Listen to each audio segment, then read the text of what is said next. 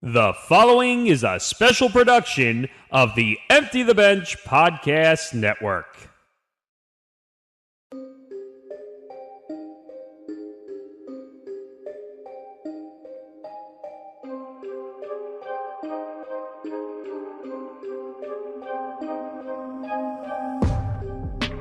Welcome to Tough Enough, a recap and breakdown show from the MMA Outsiders following every episode of The Ultimate Fighter Season 31, Team McGregor vs. Team Chandler.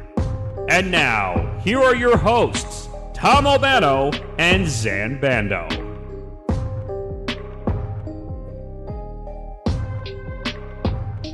Another episode of The Ultimate Fighter is officially in the books. Hello again, everybody. Welcome to episode number 4 of Tough Enough, The Ultimate Fighter Team McGregor versus Team Chandler Aftermath.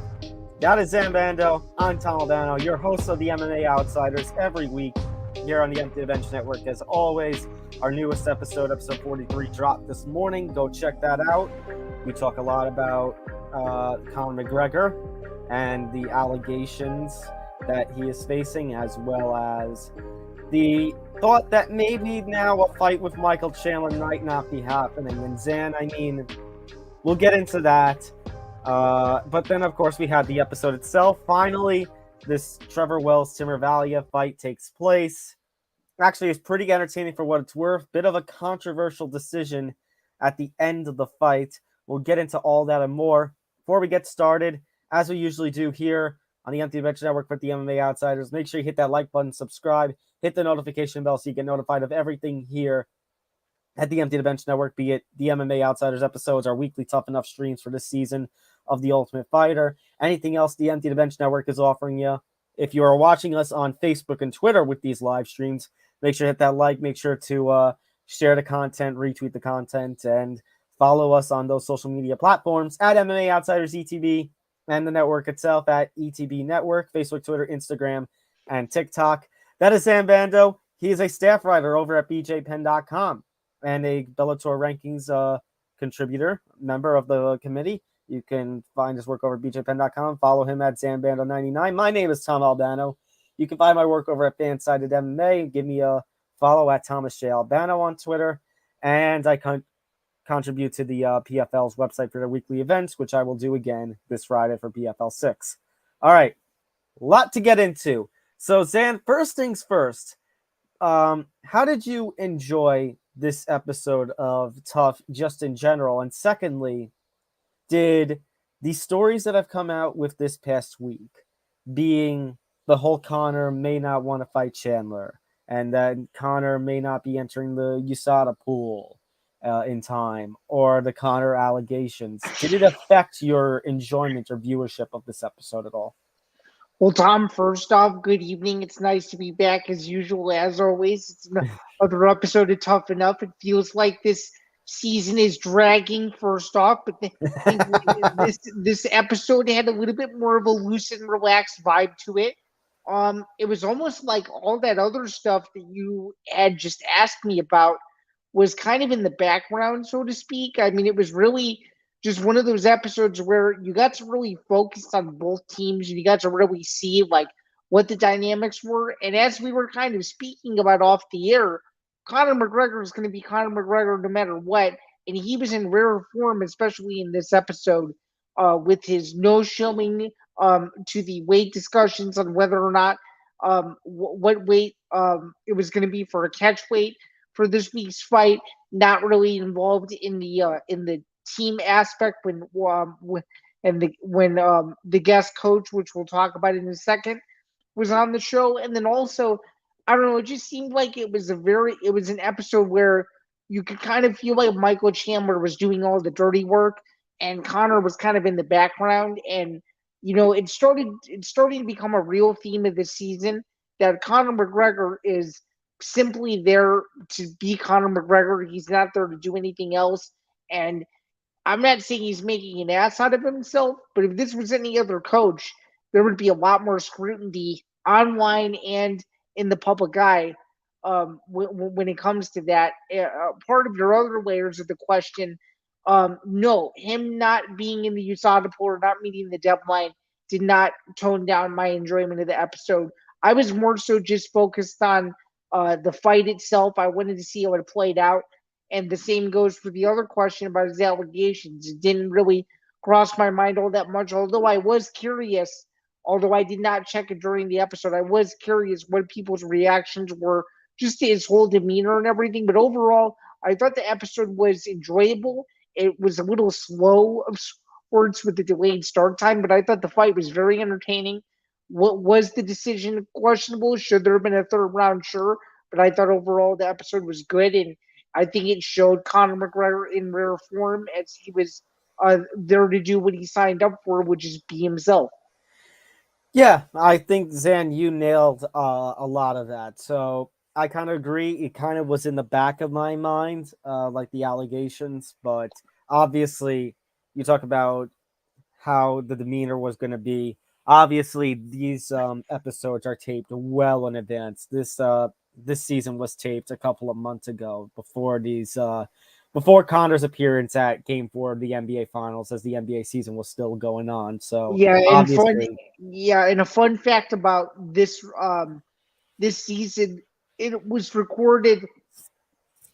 Excuse me, it was recorded in 4 weeks instead of your traditional 6 weeks. So it feels like it's going by really fast, and I think the reason for that is because of how short of a time frame they established to record the season.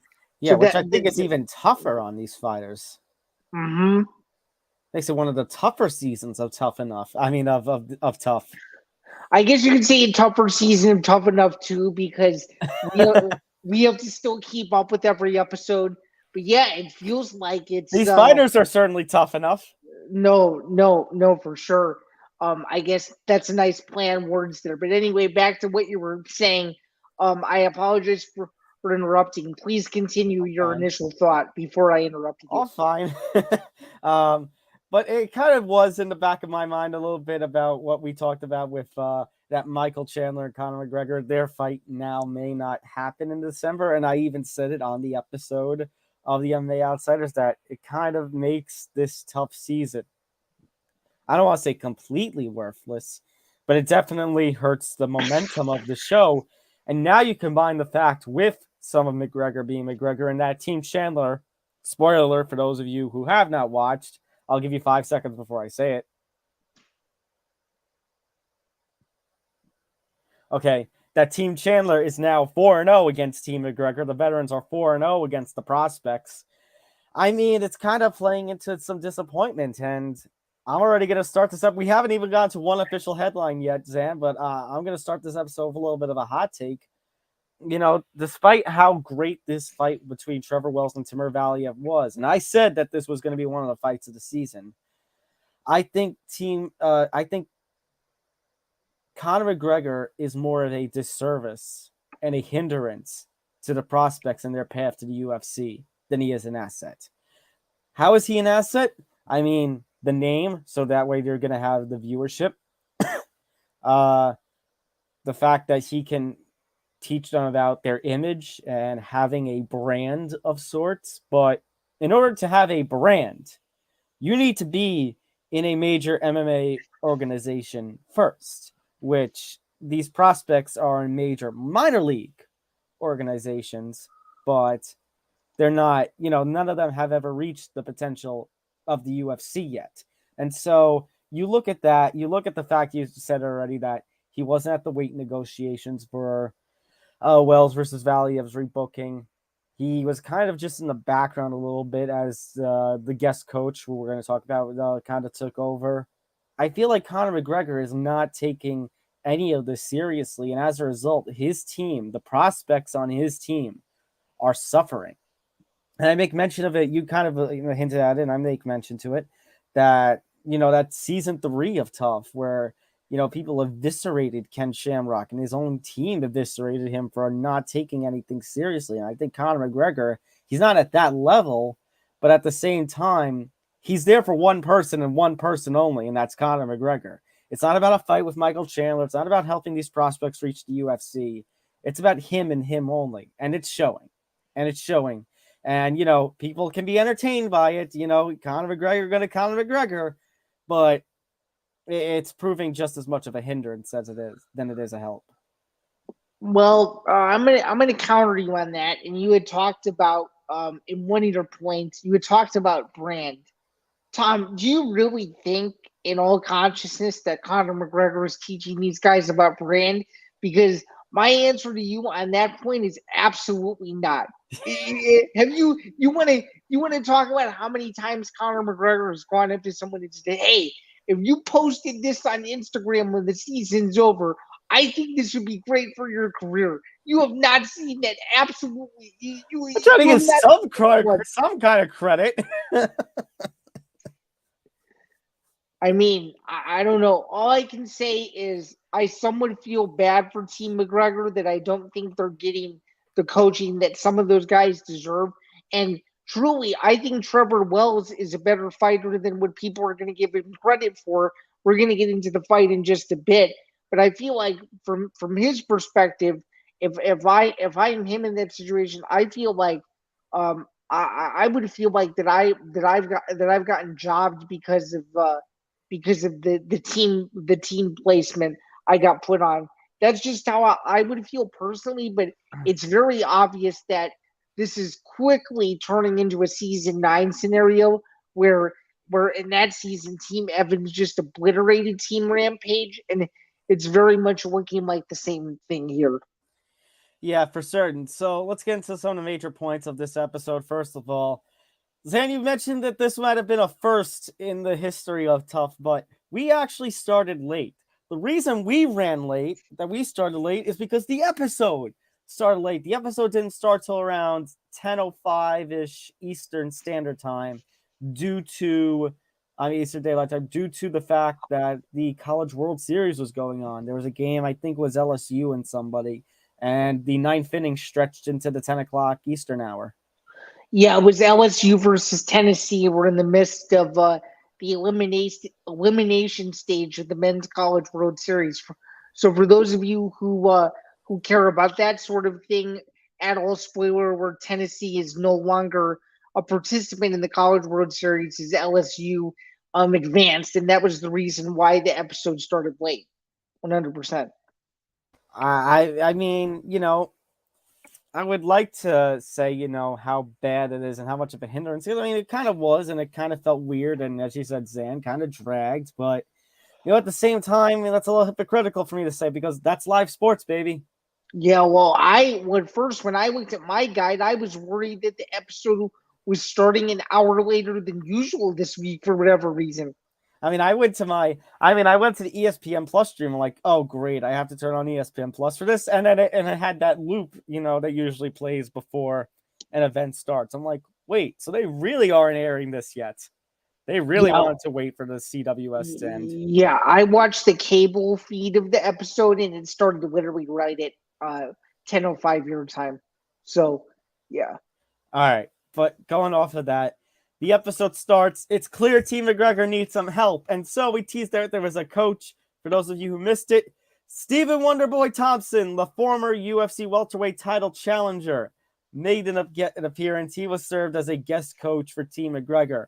And credit where credit is due McGregor. I mean, he made the valid points that Wonderboy, and we've talked about Wonderboy in our podcast before, Zain, is one of the best distance strikers. He is one of the best. His karate and kickboxing, he manages his distance well. He can hit from short range. He can hit from long range.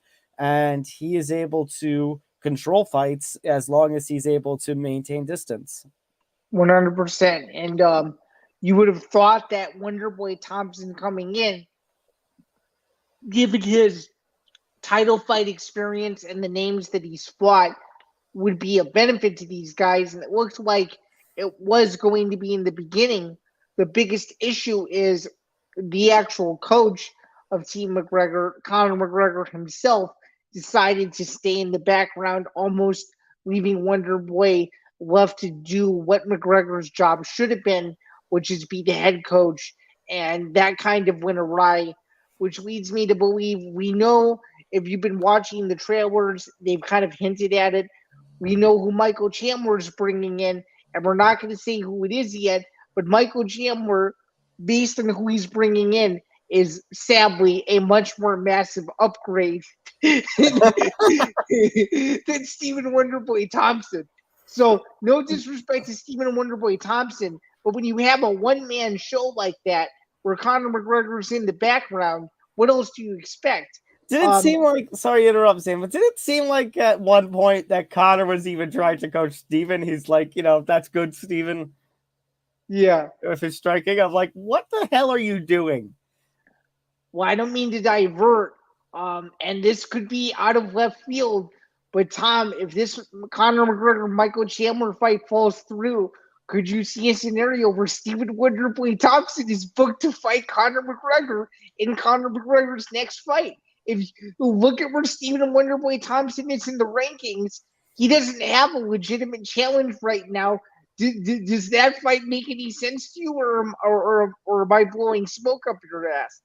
Does that seem realistic to you? Let me put it to you this way. First of all, I love Stephen Wonderboy Thompson, so my heart wants to tell you yes, absolutely, and I'd be very interested in that. However, here's my brain's response to you. Stay off the weed.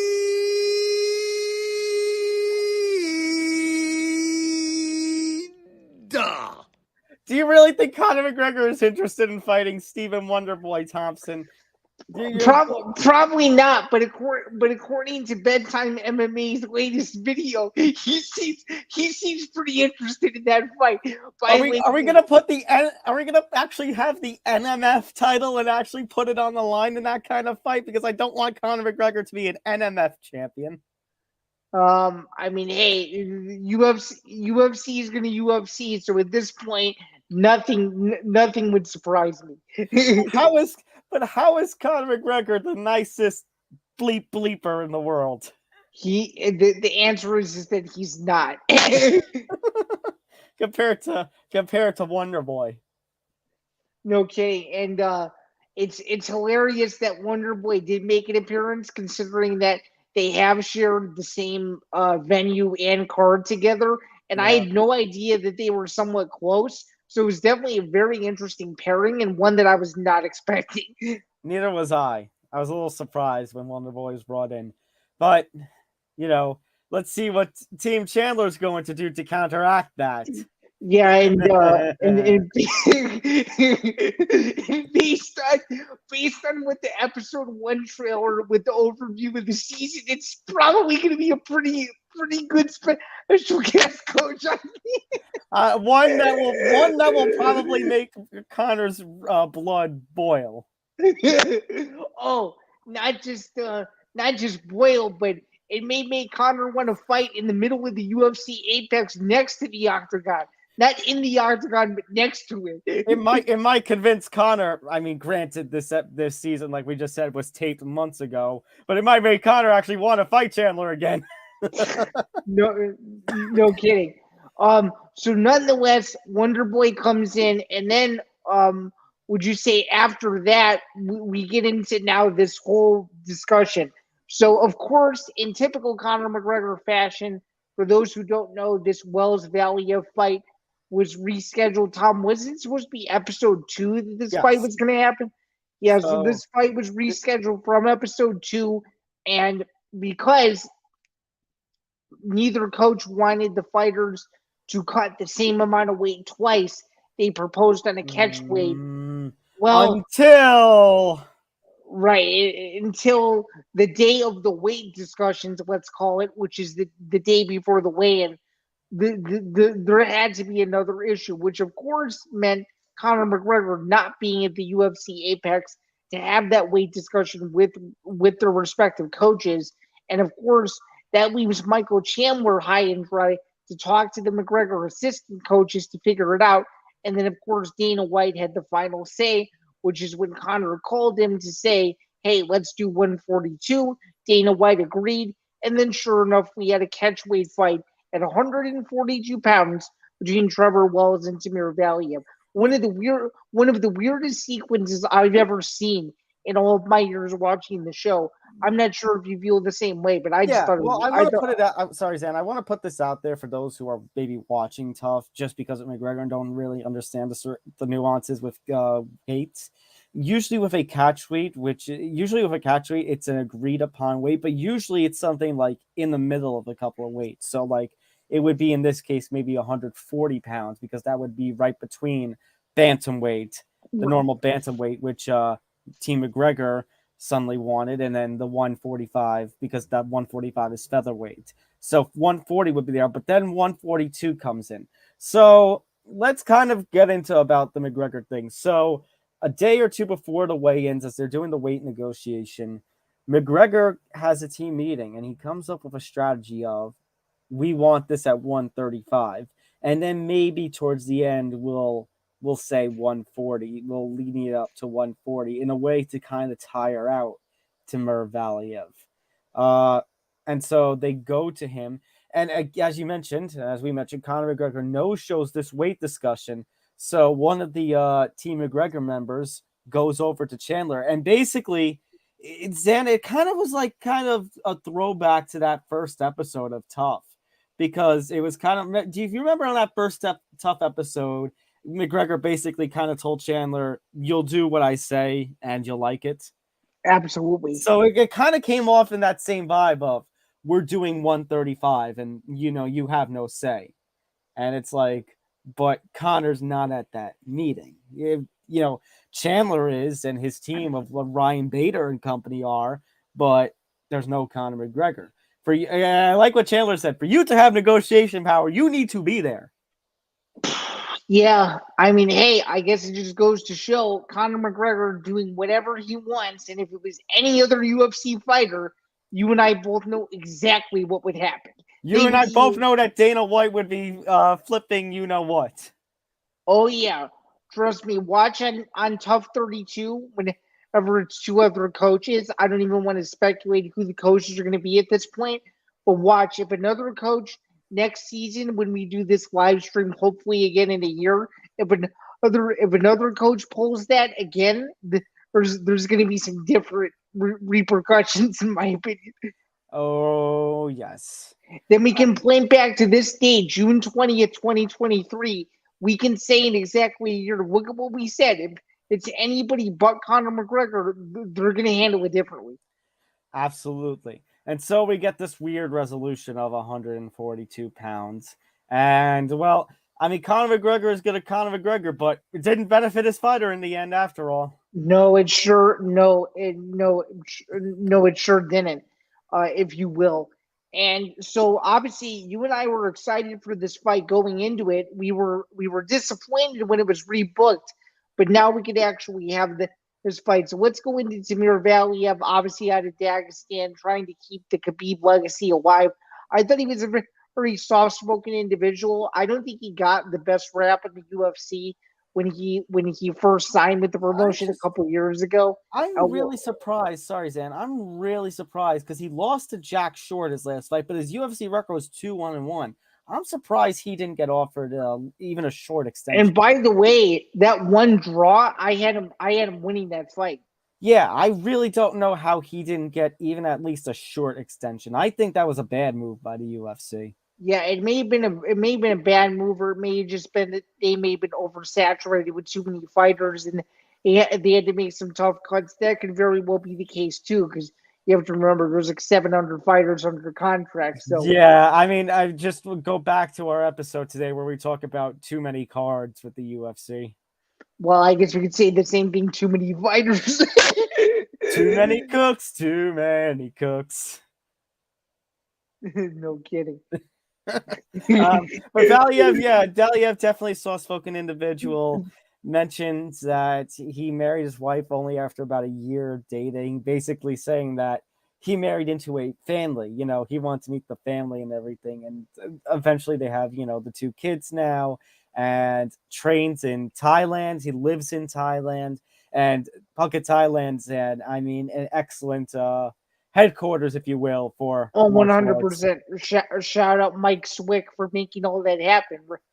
So that's become a premier place to train mixed martial arts. So You have to give them credit where credit is due. That means he's gotten some great work in over the last several years. But for sure, I mean, he was a very soft-spoken guy, and he's just someone that I've been super high on since the beginning of the season. We talked about it in the preview show.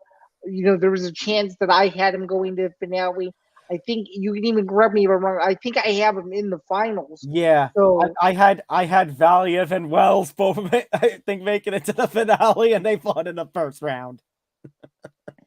yeah, that's what happens when you get a weird format of prospects versus veterans. So sadly, our whole tough preview went to shit in like 48 hours because they changed the entire format from what we were expecting it to be.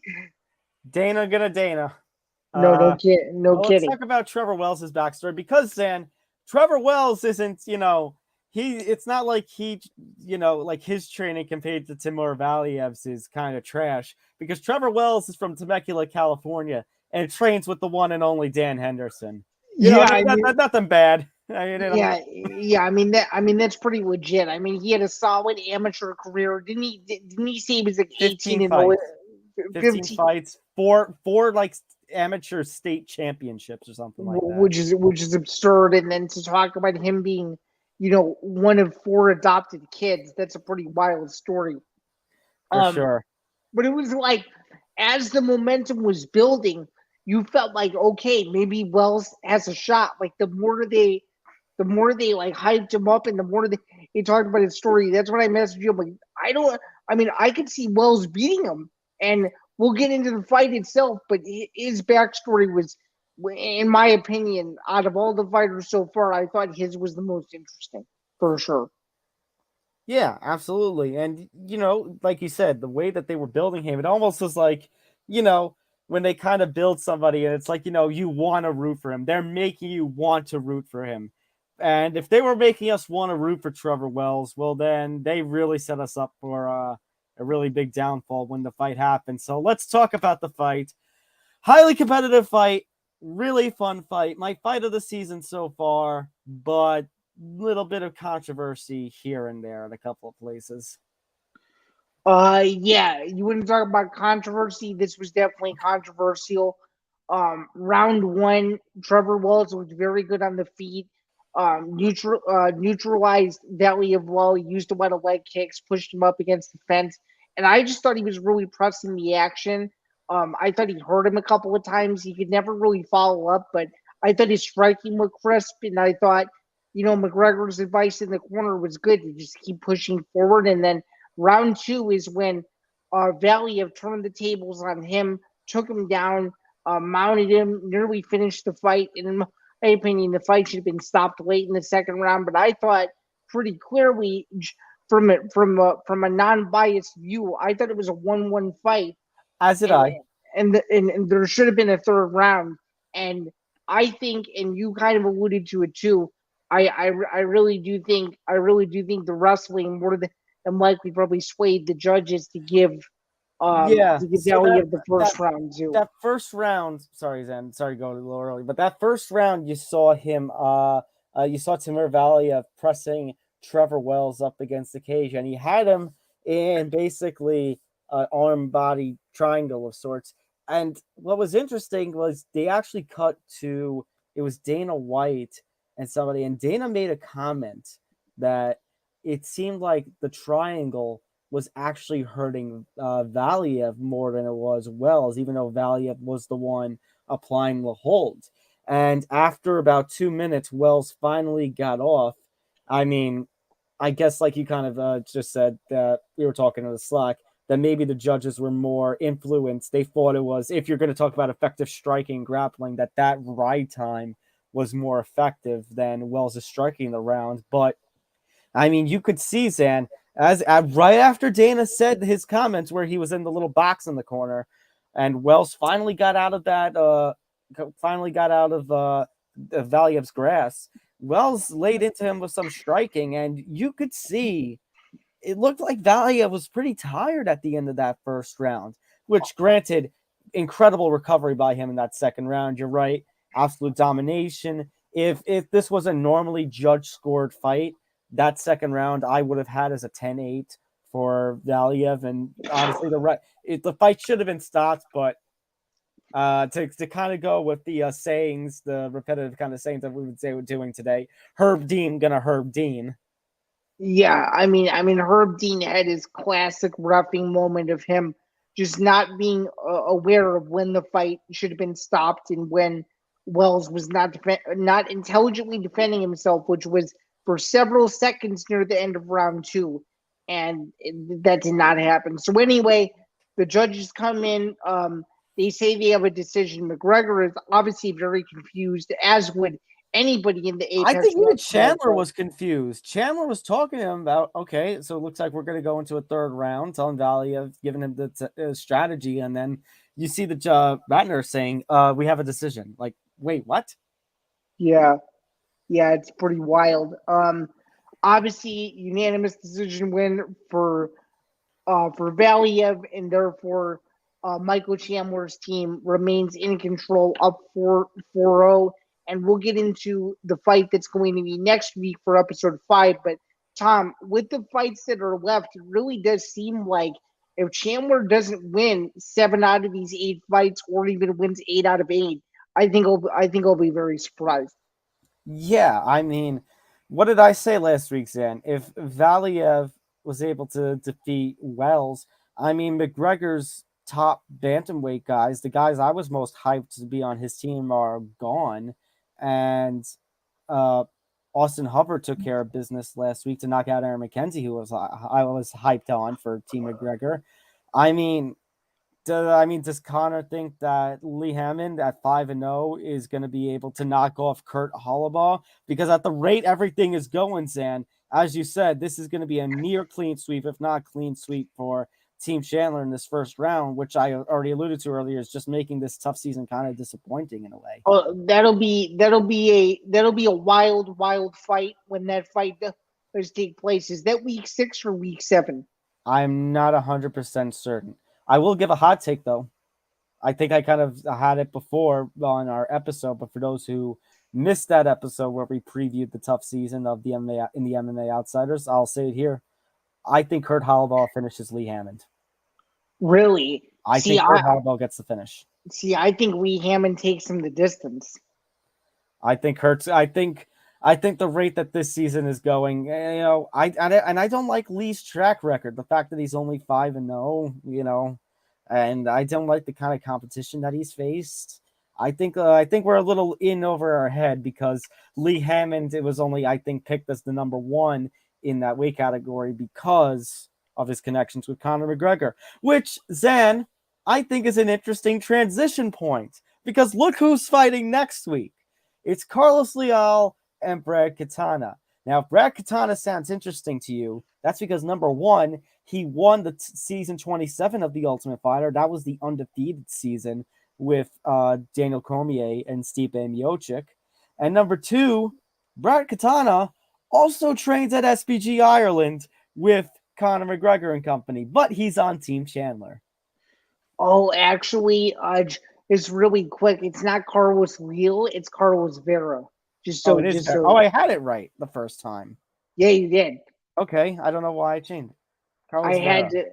I had to re-verify it, but yeah, there we go. Carlos Vera versus Brad Katona is next week's lightweight fight. Carlos Leal, if you're out there somewhere on the amateur scene, we are sorry for putting you into the spotlight for just 30 seconds. But if you are another random individual, we also apologize too. So there's that. Anyway, Carlos Vera versus Brad Katona. Tom, I think we know how this fight's going to go. I think Brad Katona gets Carlos Vera out of there before the end of the second round. Probably wait first round. I was going to say, Zed, I have it going 1 round. I don't even see Carlos Vera making it to the second round. This is, did I not, Zed, I said on our predictions, I think Brad Katana has the opportunity, the best kind of opportunity to become the first person to win, second person, to win the Ultimate Fighter twice after Jesse did it. Yeah, looking at the landscape now, it looks like he has the best chance of any of the guys left.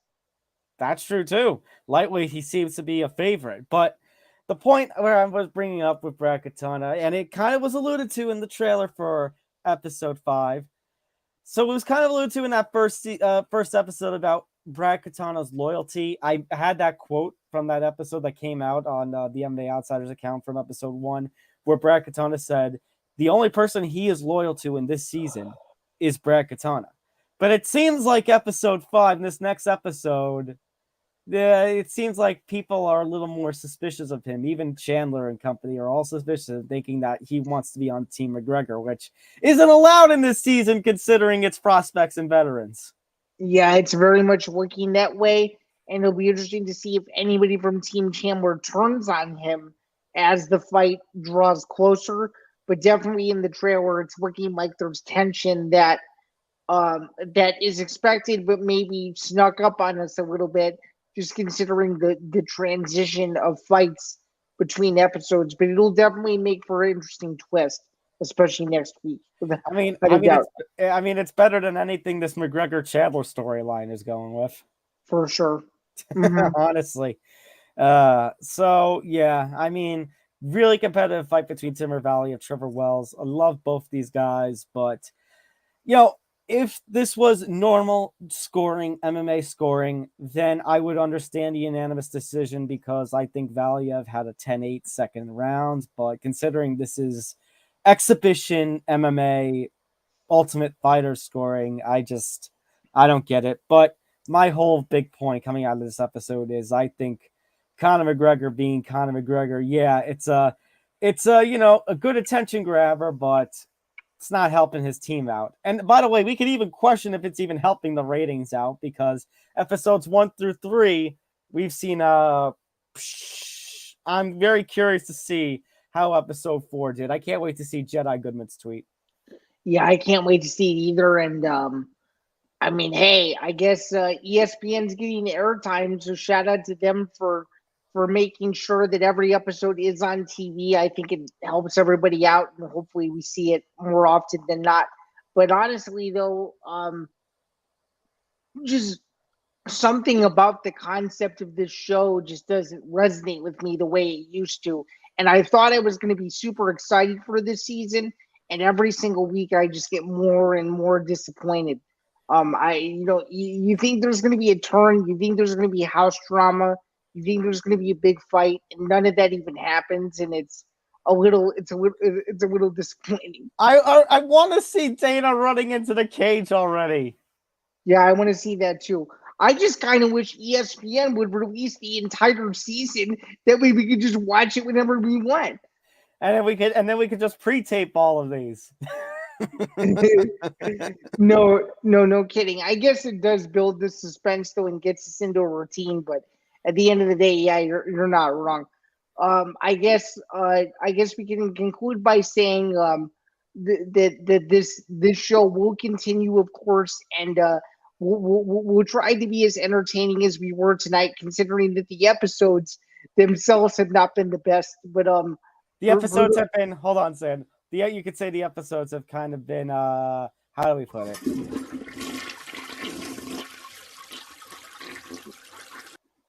Yeah, they've been a nice flush down the toilet. and like I said on today's edition of MMA Outsiders, if it's true that Conor and Chandler aren't going to fight, if not just in December but at all, then you can really take this whole TUF season and just flush it down the toilet at this point. Oh no, for sure. Before we get out of here, this has been another edition of Tough Enough, the aftermath, Team McGregor versus Team Chandler, and of course, make sure to like, follow, and subscribe to everything that there is on the Empty the Bench podcast network. We just hit a brand new subscriber mark, so thank you to everyone that has supported the show. 400. Gigantic. So, and thank you again for everyone that's tuned into this show. It's the highest viewed show on the Empty the Bench podcast network right now. I don't know how that works with the YouTube algorithm, but yay for Tough Enough. It seemed like it was a great idea. Just to reintroduce myself before we get out of here, I am Zain Bando. I am a staff writer for BJPenn.com and also one of the newest members of the Bellator rankings panel. So you'll be seeing our newest rankings here probably sometime in the near future, post Bellator Evan, you could see all the changes. You could ridicule me and the other 20 plus members of the panel if you disagree with our rankings or you think that our rankings are terrible. Please let us know. We're really trying to make the rankings as fair and as equitable as possible. As much as everyone craps on Bellator's rankings, trust me, I was one of those people before I joined the panel too. As you can tell, I'm doing a little bit less of that now. But you can find my stuff over at bjpenn.com. You can also find my work with the Bellator rankings panel. And then, of course, our flagship show, the MMA Outsiders. That is Tom to my left. You can find his work over at Fansided MMA. And you can find all of his latest work every week when he covers every single PFL event during the PFL regular season and PFL playoffs for their website. And, of course, you'll be able to catch his work recapping every single UFC main event. Every single Saturday, he is a workhorse. I do not know how he does it. I don't know how I do it. But it's still very impressive. He definitely watches way more UFC than I do. Although ever since we did start this podcast, I think we're watching just about the same amount of fights as we were previously. So I guess that's either a good thing or a bad thing based on what kind of MMA fan you actually are.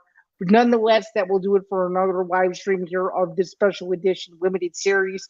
And we will be back next week for episode 5 to preview episode 6 and recap all the happenings that was the Ultimate Fighter season 31 episode 5. So thank you again for tuning in.